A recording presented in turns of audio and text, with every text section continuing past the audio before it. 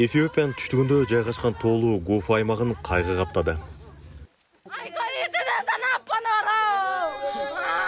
Мында ондогон жылдардагы каргашалуу кырсыктан үй бүлөлөр жакындарын жоготушту. 2 күн катары менен болгон жер көчкү 200дөн ашуун өмүрдү алды.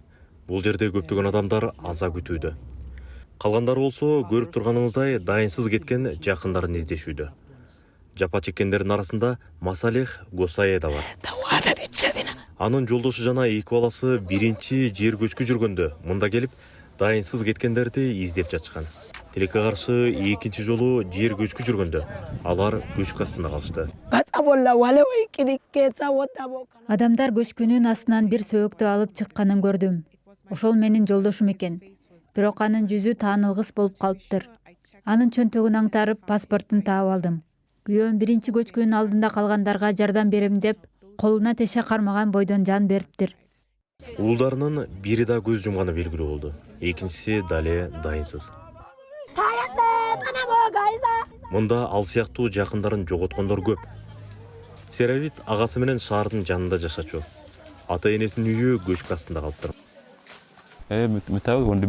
Бул жерде 4 адамдын сөөгү жатат.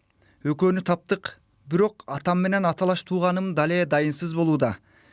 Тилекке каршы туугандарым да жардам бере алышпайт. Анткени аларда үй бүлө мүчөлөрүн издеши керек. Эфиопиянын түштүгүндөгү бир катар аймактар, анын ичинде бул жерде сел келсе, жер көчкү жүрсө кооптуу экенин буу билдирген. Жакынкы айларда эмес, керек болсо жылдар бою бийлик үчүн табигый кырсыктын кесепетин жоюу чоң суроо жаратат.